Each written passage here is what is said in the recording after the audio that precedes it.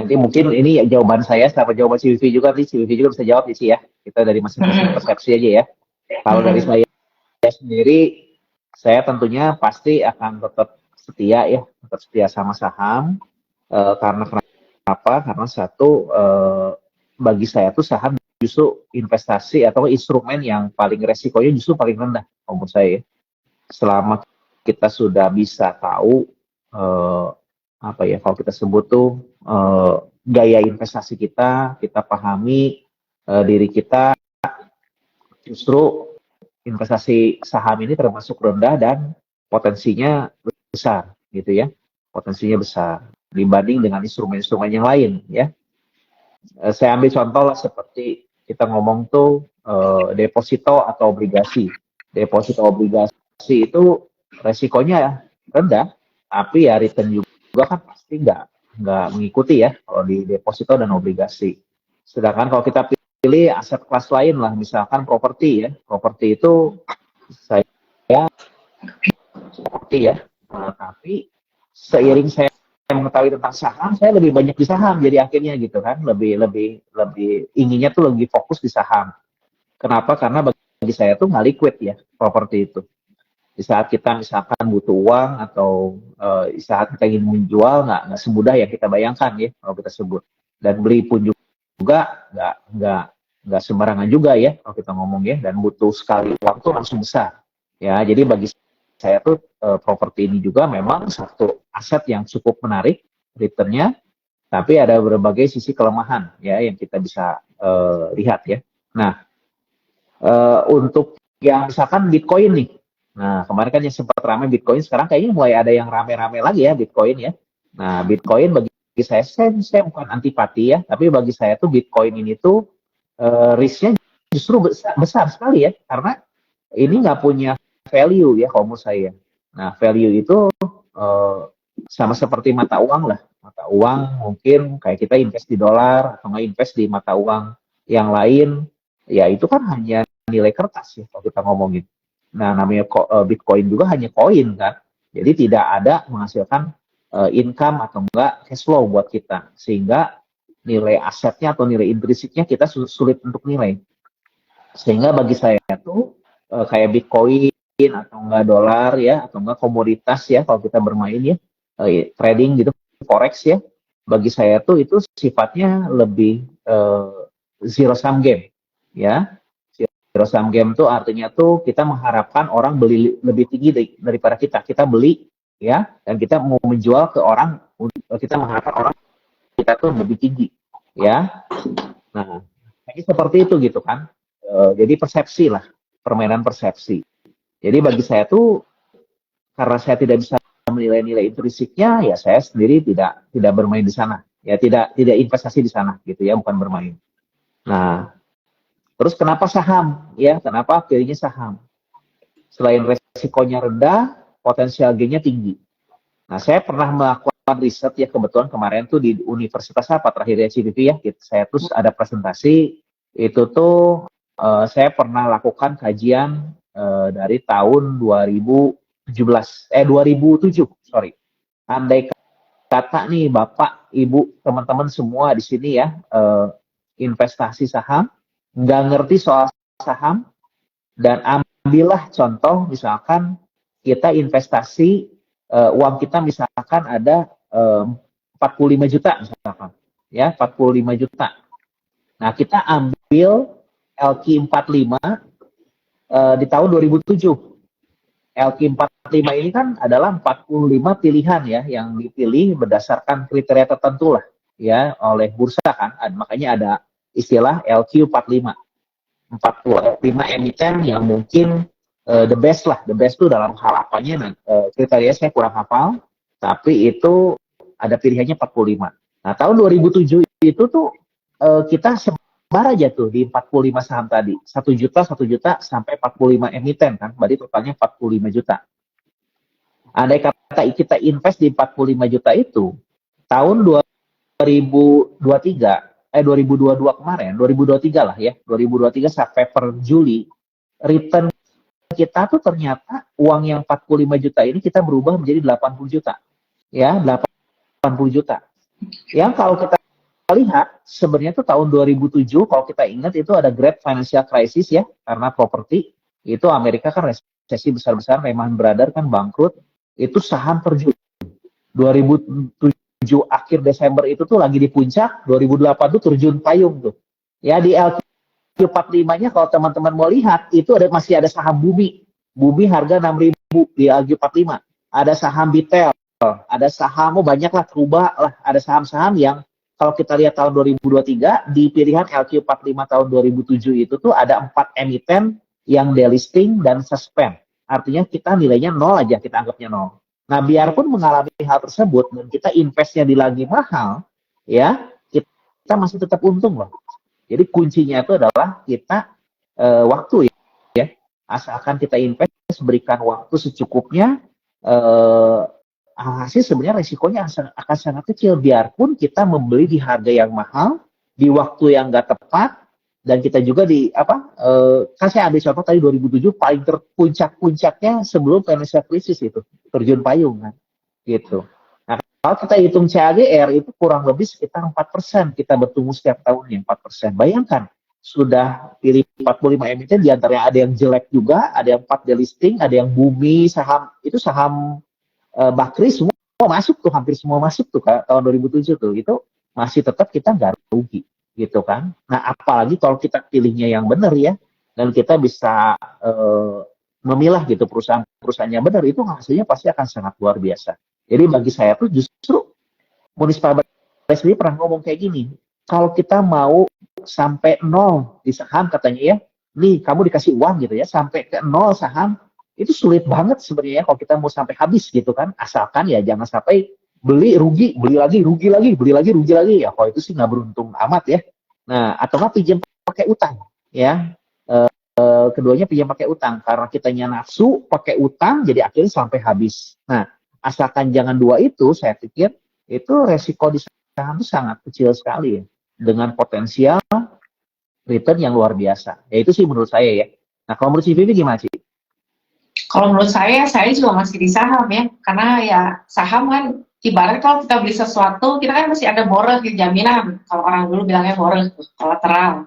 Kalau saham kan kita ada asetnya, ada prospeknya. Nah, kalau Bitcoin tuh saya borehnya tuh apa gitu, makanya saya nggak berani kalau di Bitcoin. Nah jadi juga saya masih di saham, sama kalau fixed income ada di FR lah ya. Nah kalau properti ya itu sama seperti yang Andre bilang. Kadang-kadang kan cari yang harganya murah, tempatnya murah, gitu. Tapi kebiasaan nawar kan dapet yang murah banget gitu ya, rada susah. Terus kalau udah dapat, jualnya juga kita butuh waktu. Nah itu jadi saya lebih suka di saham, karena di setiap waktu, setiap saat saya perlu, ya saya langsung jual gitu kan. Nah itu kalau di saya ya.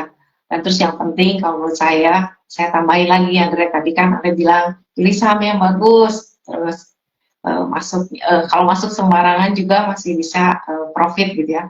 Satu lagi mungkin saya tambahin, jangan sampai kalau main bola itu bolanya gawangnya kebobolan kebanyakan.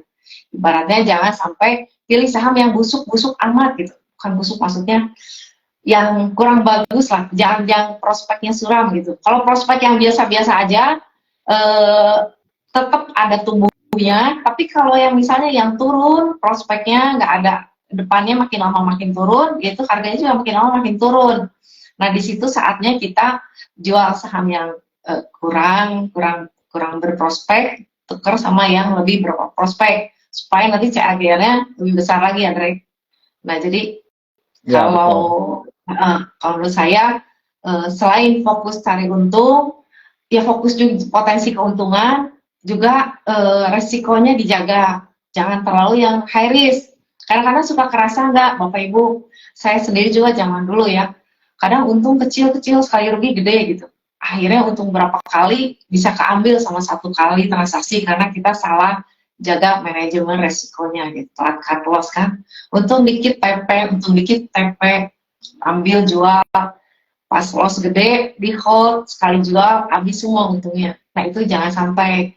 Kalau misalnya loss gedenya bisa, kita masih ujungnya masih profit sih. Itu kalau dari saya ya, Ren.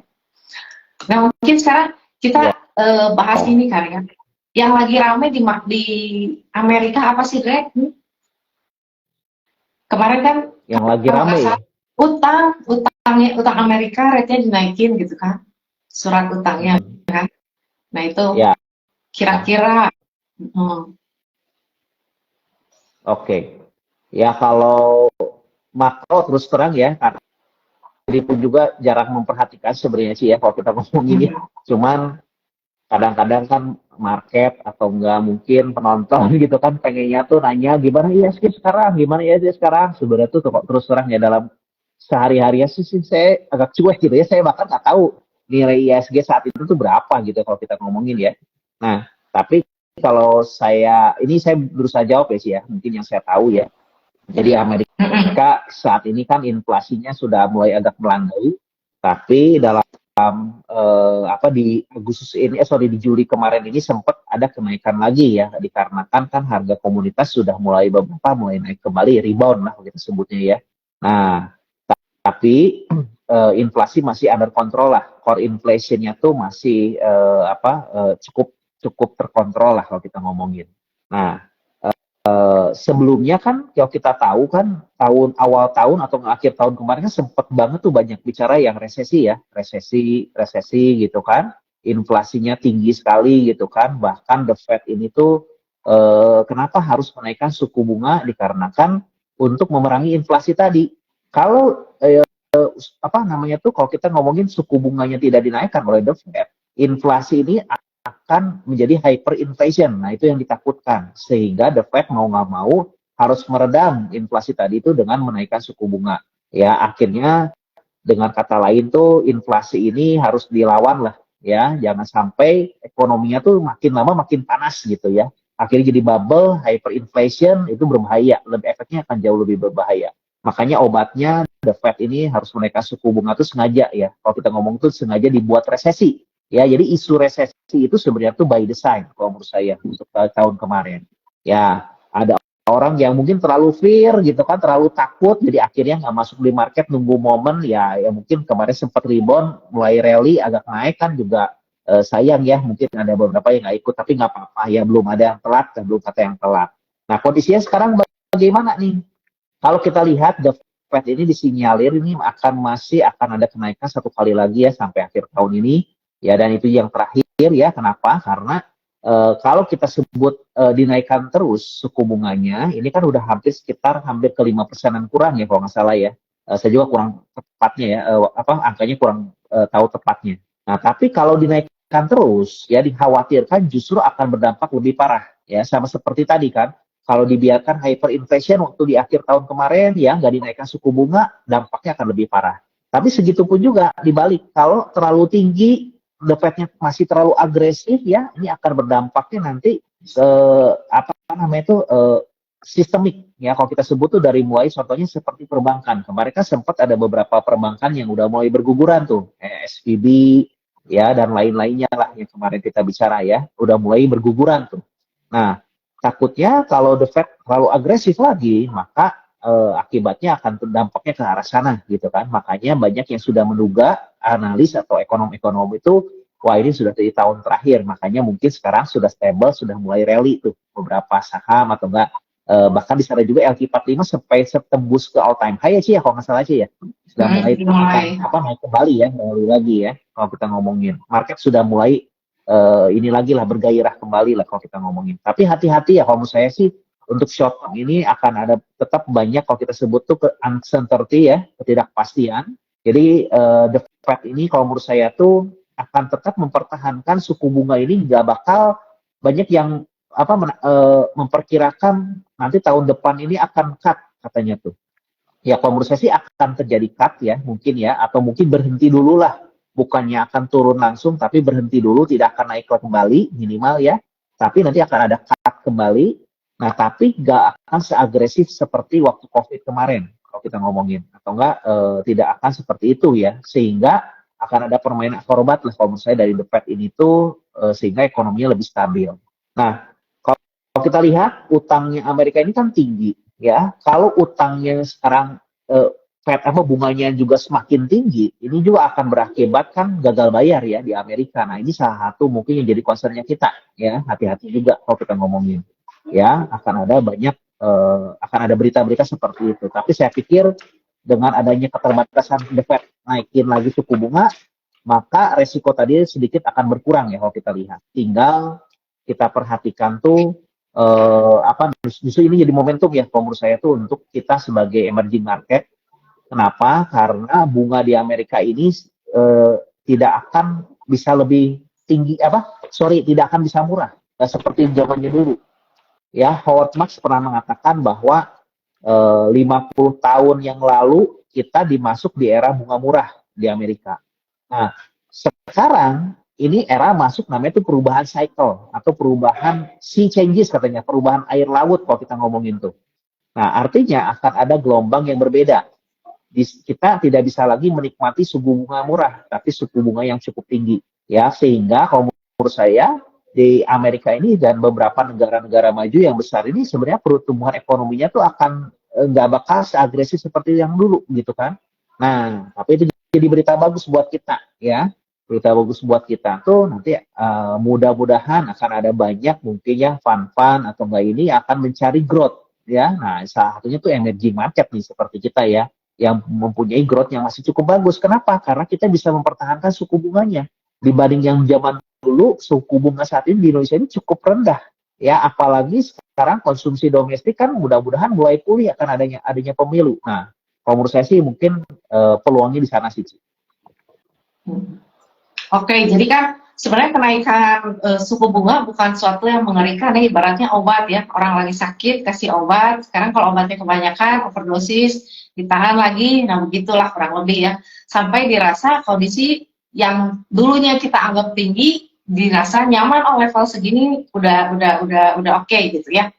Jadi mungkin ancamannya udah bukan di kenaikan suku bunga ya, katanya paling satu kali lagi ya naiknya ya.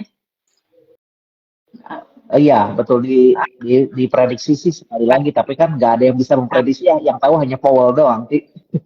Tapi kan pasar ngarep gitu kan, selalu kan bergerak berdasarkan harapan gitu ya. Ya, nah itu mungkin betul. Jadi secara teknikal gimana Ci? Secara teknikal ada mentok di resisten 6.900 sih kalau dilihat ya, kan dekat-dekat 900 turun sedikit. Tadi apa butuh katalis gitu. Nah masalahnya kalau udah 6.900 ketemu lagi 7.000 tuh angka psikolog kan, 7.000 angka bulat biasa level resisten lagi tuh. Jadi upside-nya mungkin ya ini posisi nanggung gitu mengambil juga ya. Tapi kita perhatiin juga nih ada beberapa sektor-sektor. Jadi kita kayaknya mendingan fokus ke sahamnya atau sektornya kali aja ya. Karena yang gerak masih naik masih ada loh. Perbankan itu contohnya ya. Banyak loh ya. Bank-bank yang bukan misalnya yang Big Four tuh, kayak NISP, BNGA itu tuh masih naik tuh yang begitu-begitu. Terus yang ada bank-bank kecil tuh, yang ada katalis mesti naikin modal kan. Terus masih ada gitu beberapa ya yang menarik gitu saat ini. Betul. Terus apa oil juga ya, Dre? Oil ya, masih. Oil kan karena mulai rebound kan beberapa komoditas sih ya. Kalau kita lihat batu bara, oil ya. Oil kan produksinya kalau nggak salah dikurangin ya, ditahan gitu. Jadi kan persediaannya berkurang, kurang barang, ya otomatis supply demand harga naik. Nah, itu mungkin masih ada katalis itu sama mobil listrik ya, Dre. Ini ada pameran di Gias itu ya, mobil listrik ya, spare part mobil. Nah itu yang mobilitas tinggi lah itu kan. Spare part mobil disinyalir sih Ci masih akan tetap bagus Ci kalau saya dengar tuh ya sampai kuartal 3 kuartal 4 ini mudah-mudahan. Kenapa? Karena salah satunya tuh kan peningkatan mobil listrik tadi ya betul kata Sisi ya gitu kan mobilnya. Jadi kebutuhan terus produksinya di Hyundai di Indonesia juga kan akan digenjot ya kenaikannya ya, belum ada beberapa tipe baru yang keluar gitu kan. Nah ini juga jadi katalis ya untuk emiten spare part otomotif ya gitu kan. Tapi bukan berarti ini untuk anjuran membeli ya karena udah harganya juga cukup tinggi ya sih ya kalau kita ngomong ini. Yang megang aja sih ya kalau mau di hold ya masih oke kayaknya gitu. Cuman plan buat exitnya diperkirain juga, kira-kira saya exit kalau pakai valuasi ini ya, kira-kira di valuasi berapa saya keluar, Kalau pakai teknikal kira-kira katalisnya apa? Kalau yang pakai trailing stop dijaga aja sampai beracuan keambil ya, Bapak Ibu. Kalau yang punya otomotif. Kan kalau kita Iya. lihat ya, Dre, kuartal 2 kebanyakan kan turun ya, tapi mereka pada nggak turun loh harganya. Berarti Yang kan mana sih udah yang turun? itu Kalau spare yang spare part, part spare part. enggak ya? Yang spare part sih enggak ya. Kalau yang spare part itu sebenarnya tuh kayak Dharma itu kan kuartal 2-nya tuh lebih bagus daripada tahun lalu, Ci. Jadi memang Tapi anomali apa biasanya dari kan memang Q on Q, Q on Q, secara Q on Q kan oh kuartal 2 kan biasa paling lemah kan ya, Dre? Karena kan kita oh sering iya karena lebaran, memang libur. musimnya kayak gitu. Mm-mm. Betul.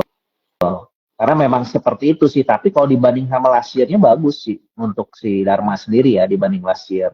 Makanya growing ya. Nah, saya sebut sih kuartal 2 kemarin tuh justru di luar ekspektasi ya, nilainya sangat tinggi banget ya. Nah, kuartal 3 ini sih harusnya sih masih bagus ya karena ada M&A dan produksi Hyundai juga terus ditingkatkan ya kalau kita ngomongin, jadi masih ada kesempatan untuk growing ya. Belum lagi nanti tahun depan tuh masih ada banyak beberapa hal ya. Tapi memang growing-nya nggak seagresif tahun ini.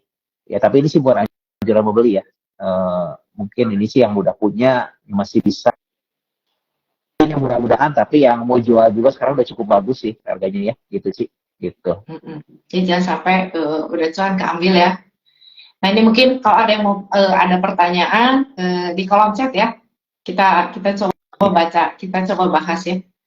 Dre, Tadi saya mau ngomongin soal saham sih yang apa?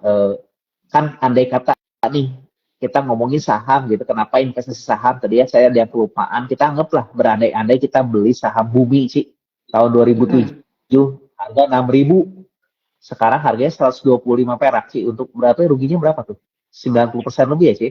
8.000 Dre paling Masih tinggi, oh target 8.000. iya oh iya dulu sih 6.000 ya saya lihat tahun 2007 Desember lah 6.000 gitu kan. Andai kata kita beli di sana 6.000, sekarang harganya 125 perak ya. Anggaplah diskonnya berarti 95%-an adalah kali ya. Kita sisa tinggal uang sisanya 5% ya sih ya kalau kita ngomongin sih. Masih lebih mending sih nggak habis semua dibanding kalau kita buka usaha sih.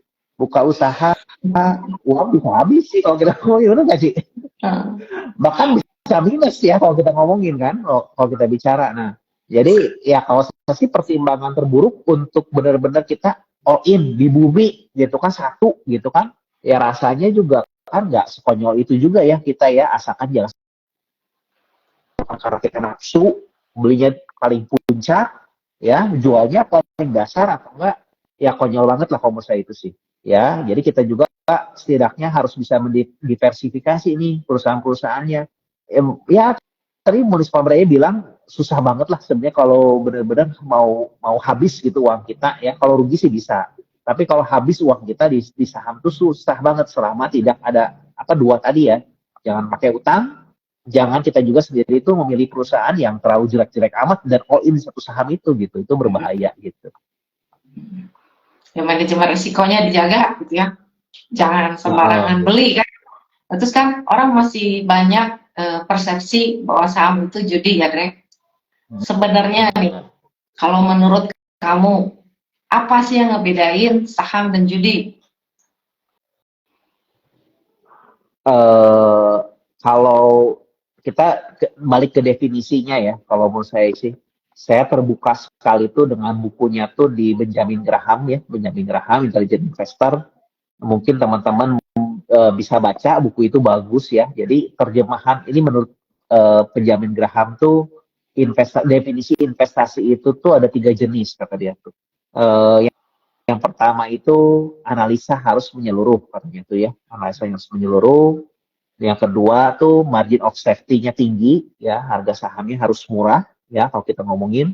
Dan yang ketiga tuh return-nya harus memadai, atau enggak kita sebut tuh harus luar biasa return-nya ya kalau kita ngomongin ya. Jadi selama kriteria ini ada 3 ini, di luar 3 ini itu disebut namanya spekulasi kalau kita ngomongin. Nah judi ini kalau menurut saya spekulasi ya, karena kadang-kadang judi ini by feeling gitu kan, kitanya nggak analisa. Sedangkan kriteria pertama tadi investasi adalah analisa secara menyeluruh. Analisa apa? Bukan analisa yang lain-lain. Benjamin Graham itu sudah secara spesifik menyebutkan harus analisa secara fundamental, dia bilang tuh. Ya, berarti analisa fundamental itu apa? Berarti analisa tentang ada 2, ya, yaitu tentang kualitatifnya dan tentang kuantitatifnya. Kuantitatifnya itu ya seperti laporan keuangan, ya, dan lain-lainnya kita harus paham gitu kan, ya. Lalu kalau dari secara kualitatifnya, ini yang justru yang terpenting, kita harus paham tentang manajemennya, tentang bisnisnya, bisnis modelnya, produknya, dan lain-lain sebagai macamnya. Apa sih yang menjadi kekuatan moodnya dia, justru itu yang terpenting. Nah, analisa fundamental ini justru yang harus diutamakan menurut Benjamin Graham. Itu hanya yang jadi yang pertama kan. Nah, kriteria yang pertama aja nggak dimasukkan, ya berarti itu dianggapnya spekulasi. Ya, spekulasi itu judi, Ci. Nah, kurang lebih seperti itu sih, Ci. Gitu. Ya, jadi Cici gimana, Ci, kira-kira? kalau saya tergantung saya memperlakukannya jadi apa gitu ya. Kadang kalau beli saham yang nakal-nakal kan suka pengen beli juga ya. Nah itu kadang-kadang ya ini judi-judian lah, untung-untungan saya nggak pakai analisa, cuma gara-gara lihat lari-lari doang gitu kan. Tapi kan manajemen resikonya dijaga. Tapi kalau yang benar-benar kan kita lihat dia ini perusahaan, kalau saya beli di harga segini, borong yang dia kasih itu kolateralnya apa buat saya gitu kan. Terus dia bisa kasih janji buat apa ke saya, sama kayak kita buka bisnis ya Greg, kalau saya pikir ya. Jadi tergantung kita memperlakukannya ya. Kalau kita perlakukan jadi judi ya bisa jadi judi, tapi kalau kita perlakukan jadi bisnis ya jadi bisnis. Jadi buat jual beli rumah dianggap jual beli rumah bisa juga kan Greg, jual beli mobil bisa juga dianggap jual beli toko juga bisa, tiap hari jual beli begitu ada. Nah itu jadi tergantung kita memperlakukannya sebagai apa gitu kan. Saya nggak bilang yang memperlakukan judi itu salah atau benar, tapi ada juga yang bisa untung mungkin dari situ. Tergantung kitanya gitu ya. Jadi kita di awal, ya kita memperlakukan ini tuh jadi apa sih gitu. Nah kalau buat Andre, sebetulnya ini pencarian utama atau tambahan nih, posisi income yang dari mana atau dari kiri kanan gitu. Suka ada yang nanya nih, kok Andre bisnisnya apa aja sih gitu, kok senyum-senyum terus, itu tempatnya nongol terus. Nah ini Ya, apa sih kalau gitu? saya sendiri sih, oke. Jadi, saya sih punya bisnis ya, Ci, ya. Ada bisnis. Kebetulan ya saya juga punya perusahaan gitu ya. Dari dulunya zaman saya, orang tua saya gitu kan. Orang tua saya yang melanjutkan gitu usaha orang tua saya. Saya membuat jadi, karena kenapa? Kalau menurut saya sih justru saya merasa beruntung. Kenapa? Karena biarpun saya nggak mengenal saham ini tuh dari usia muda, tapi saya memulai pertama kalinya tuh dengan dunia usaha dulu gitu ya kalau menurut saya. Kenapa? Karena dengan saya mengalami dunia usaha dulu, setidaknya jadi saya investasi saham tuh lebih paham ya dan lebih cepat memahaminya gitu kan. Jadi kuncinya tuh sebenarnya tuh dari saya berbisnis terlebih dahulu. Dan bagi saya tuh justru dua-duanya ini jadi sinergi ya. Antara investasi saham, saya mempelajari tentang perusahaan gitu kan, saya ketemu dengan banyak emiten ya, ketemu dengan banyak teman-teman alumni ya, dan ketemu dengan CPV gitu kan ya. Nah itu juga saya banyak diskusi, banyak belajar, jadi akhirnya tuh justru bukan cuma hanya di investasi saham, tapi untuk berkembang di bisnis saya juga gitu ya kalau kita ngomongin gitu kan.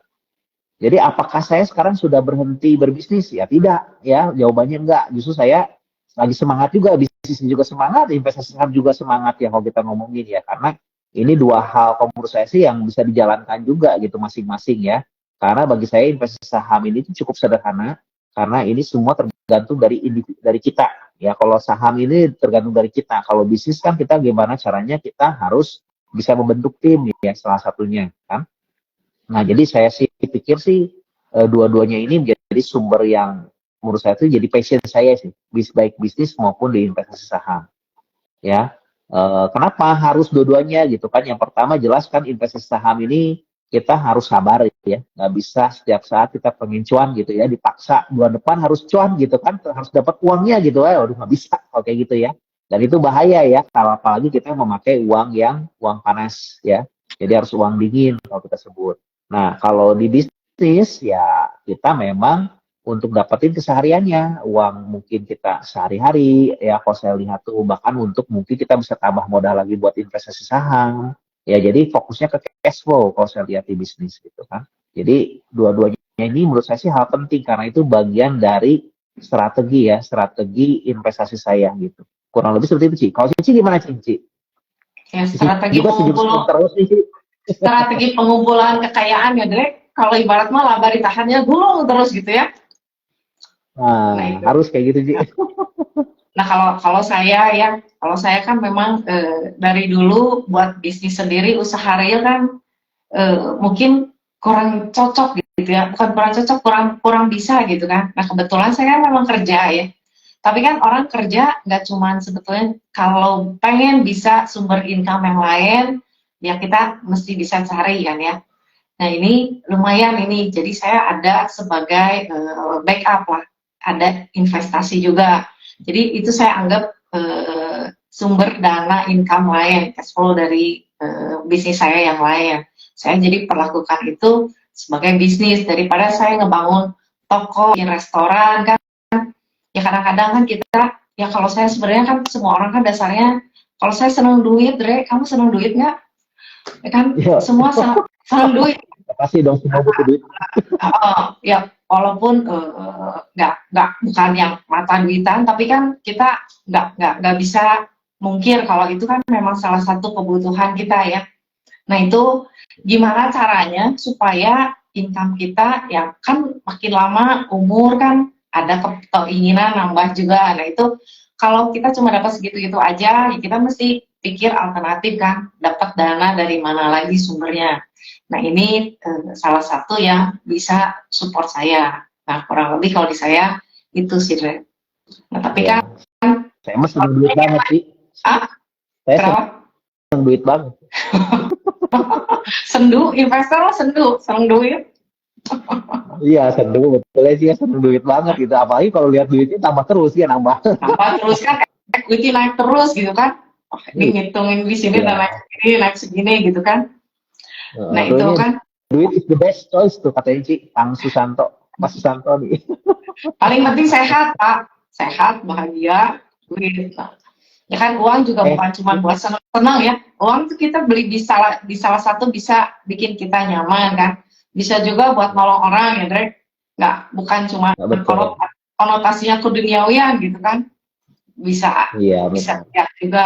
Jadi kan kalau ke duniawian kan ih Gak kita munafik ya, kita. Ci, ya. Hah? Gak munafik ya, Ci, ya. Gak munafik ya kalau kita Oh ya, ya, ya. ya, kalau kita ngomongin itu ya. Dan bisa dipakai buat banyak hal sih ya. Iya kan bisa tergantung apa kita pergunain buat apa. Kalau buat foya-foya ya boleh, tapi kan pilihan kita ya daripada foya-foya mending kita anakin lagi gitu kan. Nah, nah ada yang begitu ya, beda-beda. Nah itu kalau dari saya sih. Nah terus ini nih mungkin banyak yang nanya nih ya, dalam kondisi seperti ini nih, kalau pengen beli saham, apa waktu yang tepat, Dre? Kalau saya mah tadi dibilangnya tukang dagang ngasih Cici mah nyari omset. Kalau kamu, Ya kalau menurut saya sih nggak ada waktu yang tepat ya. Kata apa sih, siapa yang pernah ngomongin itu, siapa, Mark Twain atau siapa ya yang ngomongin waktu yang tepat membeli saham itu bulan September ya. Di luar itu lebih tepat apa, lebih di luar waktu itu semuanya waktunya juga waktu yang tepat juga gitu kan kalau kita ngomongin ya. iya, Di luar yang saya September apalagi waktu yang tepat. Januari disebut. Waktu yang tepat September, tapi yang lebih tepat lagi Januari, Februari, Maret, April, Mei, Juni, Juli, Agustus, September, semua tepat. Yang paling penting satu, duit dulu, duit dingin.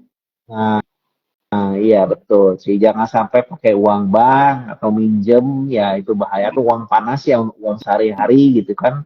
Uang yang kita expect, ya udah golangin dulu di saham sebulan atau diputerin dulu di saham buat sebulan atau sampai 6 bulan nih, wah bahaya. Ya, janganlah. Nah, Kalau kayak gitu mendingan jangan investasi dulu. apalagi pinjol, aduh ada yang pengen beli saham pakai pinjol, aduh jangan dulu lah.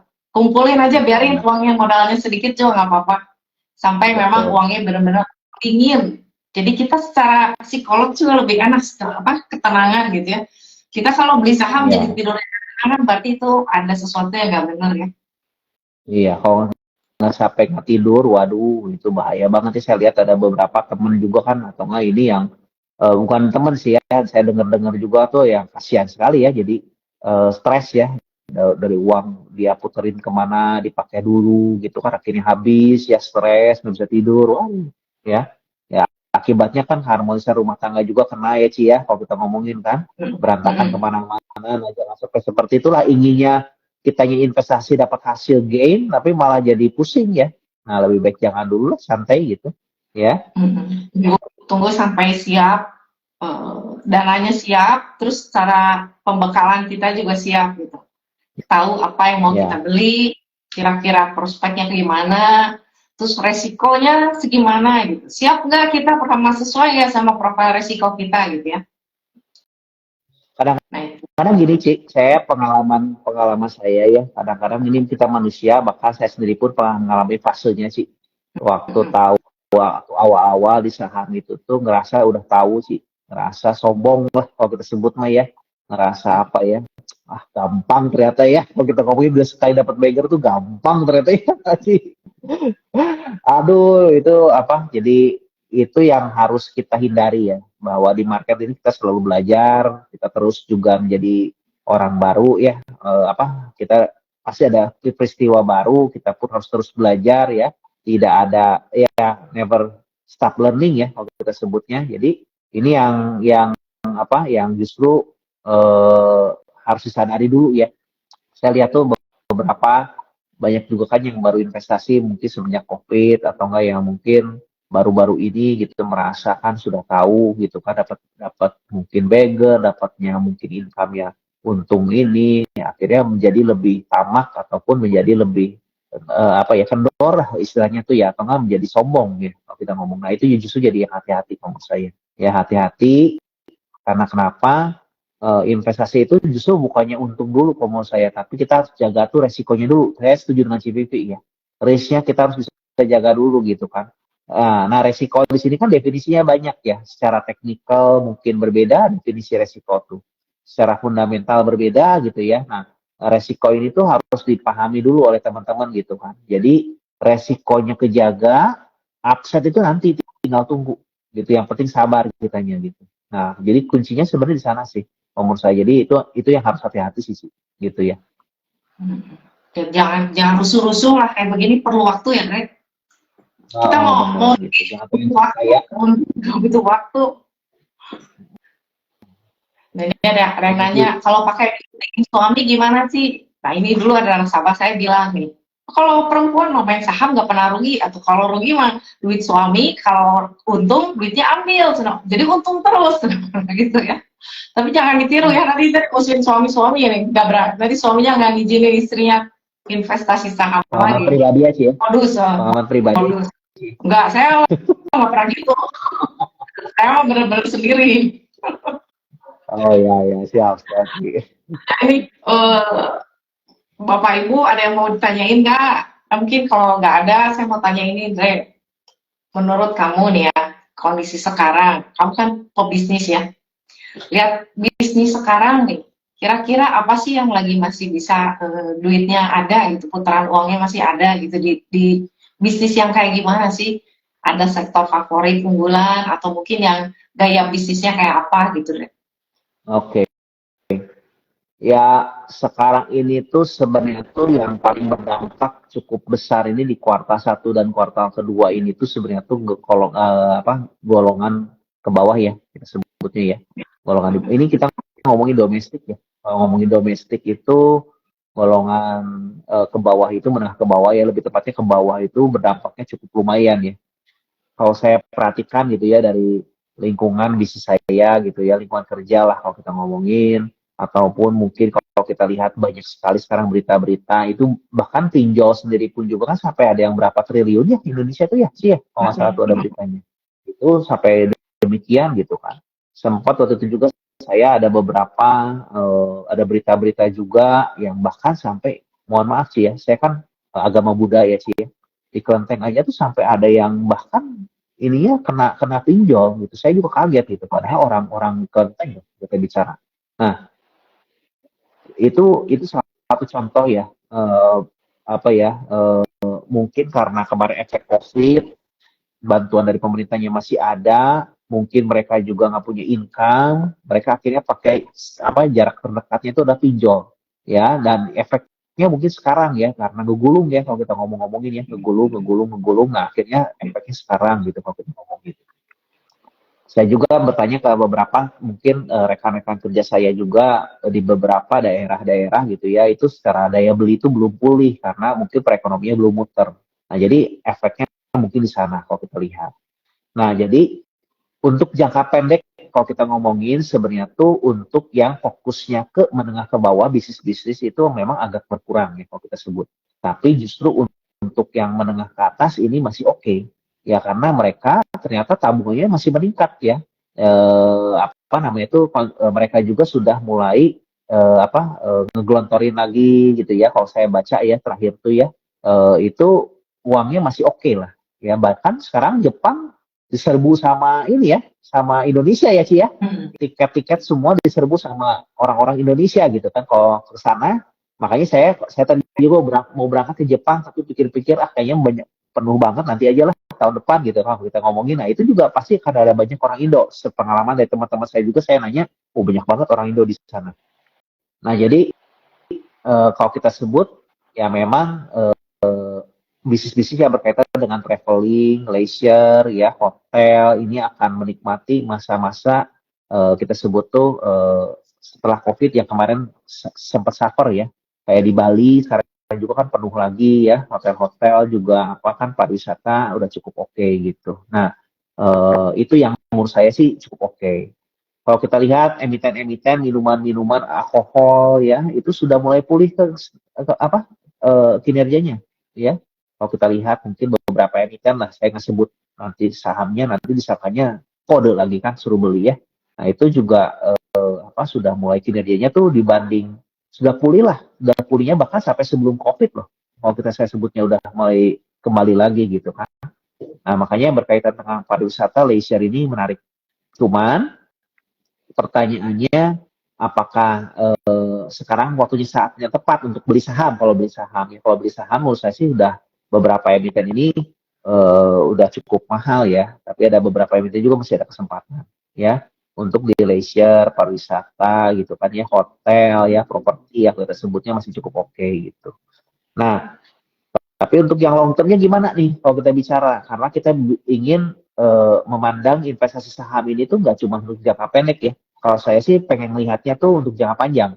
Saya punya ekspektasi saya berinvestasi saham ini tuh untuk 5 sampai 10 tahun yang akan datang ya.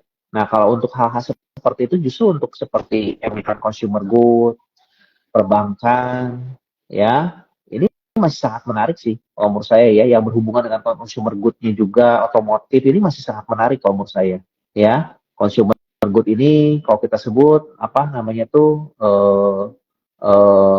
apa namanya, kalau kita lihat potensi akhir tahun ini kemungkinan besar gelontoran dana dari pilpres, dari pilkada ya, pilgub ya dan lain-lainnya, pemilu ini akan besar. Dan itu paling berdampak itu ke emiten yang menengah ke bawah gitu kan. Nah ini yang mungkin akan ada peluang nih kalau menurut saya.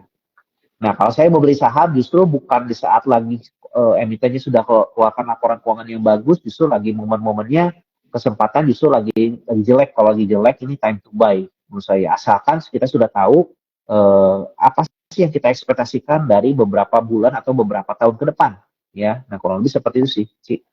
Kalau dari Cici gimana sih? Sektor-sektor yang menarik apa sih? Secara teknikal sih.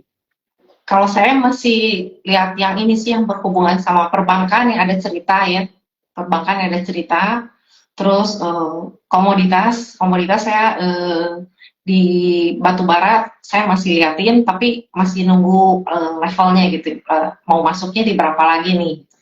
Terus oil minyak sama ini apa otomotif masih ngarep lah ya, sama mobilitas tinggi yang ada mobilitas tingginya lah, karena kita tadinya kan dikerem nggak bisa kemana-mana, sekarang semua jalan gitu kan, jadi yang tiba-tiba rame itu nguntungin siapa sih gitu, income siapa yang dapat dengan munculnya keramaian lagi gitu kan.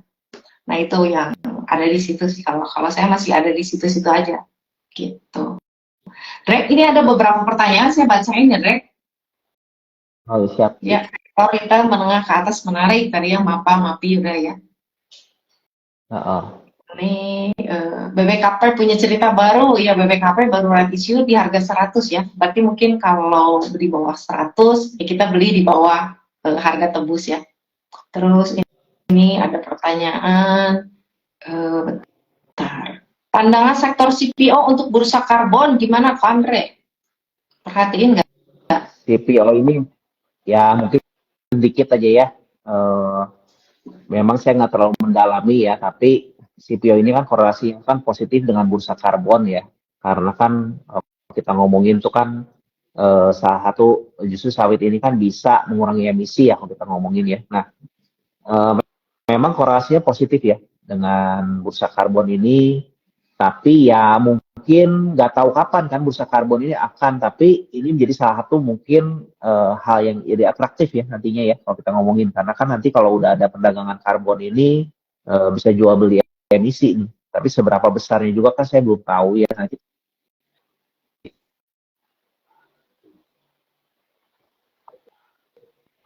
Ya, ini semoga menjawab ya. Oke. Ada yang tanya, Pak Andre, Aisyah masih oke nggak? Aisyah oke sih, nggak ada kendala apa-apa ya, cuman kuartal 2 jelek karena kan semua consumer tuh sebenarnya kan salesnya kurang turun ya kebanyakan ya, kecuali MAPA ya kalau kita sebut ya. Nah kalau kayak consumer rata-rata sih hampir turun, jadi sih no issue ya saya pikir ya, karena kan memang salesnya agak turun, jadi ke bottom line-nya juga merugi lagi ya. Jadi hanya permasalahannya satu sih, Aisyah ini, bagaimana dia bisa menaikkan revenue dia kan. Nah kuncinya itu sebenarnya itu dia kerja keras di manajemen. Saya sih masih melihat manajemen Aisyah ini manajemen yang cukup bagus ya, kalau kita sebut ya, nggak ada yang berubah ya. Kecuali kan beberapa kan kayak contohnya Pak Charlie Rossi-nya kemarin sempat keluar ya, udah keluar lah, sorry ya, keluar ya. Jadi kan susunan direksinya juga kan masih apa namanya itu masih sedikit ya kita sebutnya kan. Nah jadi tapi saya melihatnya masih tetap solid kok ya, tetap solid. Dia punya banyak peluang gitu dengan cara menambah banyak produk ya, ditaruhnya di bihunkunya ya, justru ya ini mah kita harus sabar sih. Kalau kita expect dalam waktu satu, kalau pertanyaannya gini tadi kan saya ada yang nanya juga kuartal 4, kuartal 3-nya gimana Aisyah? Wah mana saya tahu ya, tersebut ya. Jangankan saya, kalau saya tanya manajemennya aja belum tentu tahu ya, bakal omsetnya berapa gitu kan. Tapi kalau ekspektasi sih ada pasti gitu kan. Nah, tapi kalau saya sebut sih ya, saya sih ngasih melihat ini emiten Aisyah ini tuh emiten yang bisa dilayak untuk dipegang untuk jangka panjang sih.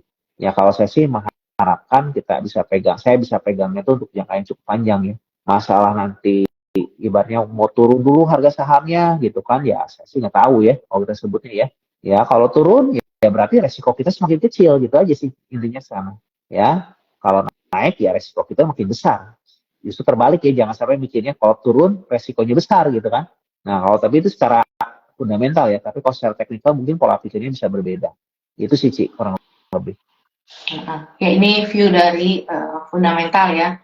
Tapi mungkin kalau Andre melihat nanti kinerja berikutnya nggak sesuai ekspektasi, ya tetap dijual ya, Andre. Bukan berarti Andre bilang sekarang nanti bakal dipegang terus gitu. Enggak, kan Andre juga kan pantau terus ini ceritanya nanti ke depan gimana gitu. Jangan sampai nanti misalnya kalau ke depannya ini kurang sesuai ekspektasi, Andre jualan udah beres, Bapak Ibu, oh saya ikut Andre, saya malah jadi rugi gitu kan. Nah itu jangan sampai gitu ya Bapak Ibu. Jadi dipantau juga kalau misalnya saya, oh dia beli, kenapa, alasannya apa, untuk berapa lama, targetnya berapa, masih ceritanya masih jalan nggak gitu.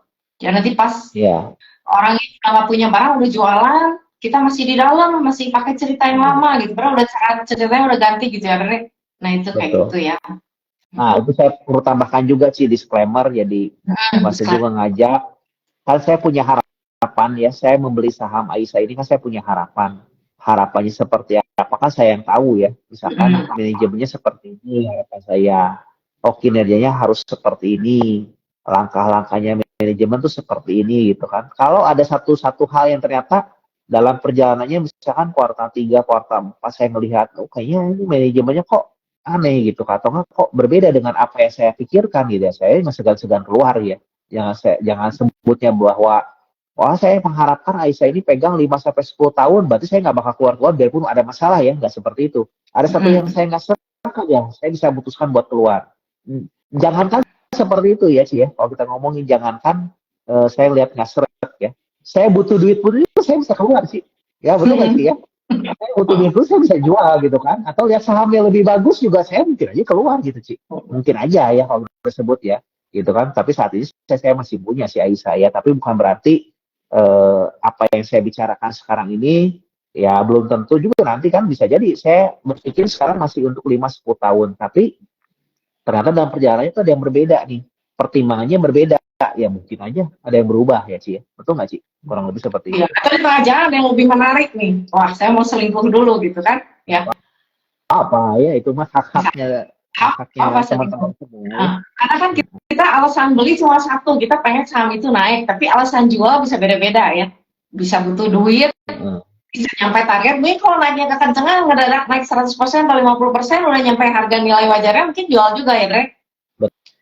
Betul, Alasan betul. jual, alasan jual macam-macam. Makanya kalau beli mungkin bisa bareng-bareng, keluarnya tetap jualannya sendiri-sendiri, punya target jual sendiri-sendiri ya.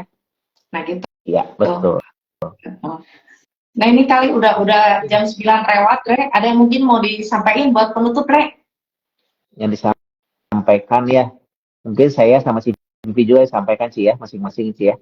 Kalau saya sih ya jangan terlalu banyak dengerin omongan saya lah kalau soal saham ya. Misalkan jadi emiten usah perlu dengerin lah ya, tapi ambil hikmahnya dari pengalamannya, ambil yang bagus-bagusnya ya. Kalau emitennya mah skip aja ya, jangan terlalu diperhatikan ya. Saya ngomong Aisyah jangan diperhatikan, omong Hero jangan diperhatikan, omong BTPS atau omong apa yang lain jangan diperhatikan gitu ya. Tapi intinya sih ya pokoknya yang paling penting tuh saya ingin mencoba ya, mudah-mudahan teman-teman dapat hikmah dengan apa yang saya bicarakan, petik mungkin yang hal-hal yang baik ya, jangan sampai hanya diambilnya hanya emiten aja ya. Kadang-kadang saya juga sedih ya, kadang-kadang banyak beberapa mungkin teman-teman dari semua yang dibicarakan yang diambil hikmahnya tuh, oh kesimpulannya apa, oh kok Andre kesimpulannya pegang emiten Aisyah.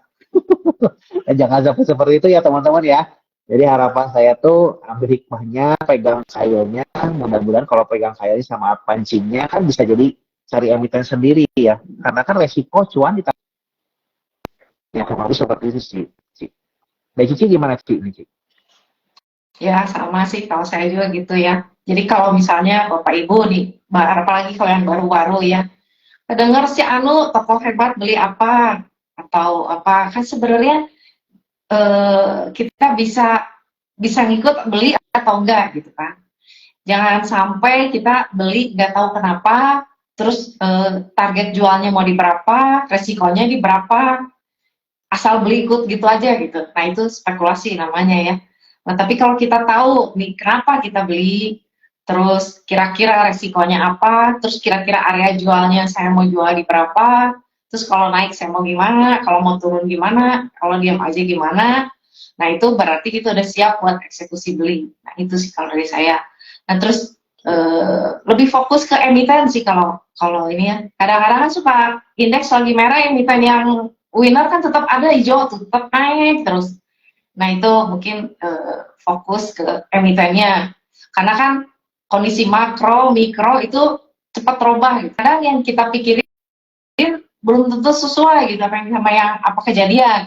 Dan kalaupun sesuai, belum tentu efeknya sama gitu, beda-beda responnya. Ternyata pasar responnya kok beda gitu ya. Nah itu jadi lebih baik fokus ke per emitennya. Itu sih kalau dari saya, Dre. Dan mungkin nanti kita live lagi, update lagi kali ya, Dre. Iya betul. Ini ada yang mau sampaikan sih saya. Ini dari Abelino. Kalau ada mismanagement di IKEA bisa keluar kok? Iya bisa keluar. Nah itu. Apa nggak keluar ya? Gitu kan? Jangan karena Andre beli hero, kita ikut beli hero nggak jalan-jalan, gitu. Andre-nya ngelihat udah nggak nyaman, yang lain pada ketinggalan gitu ya.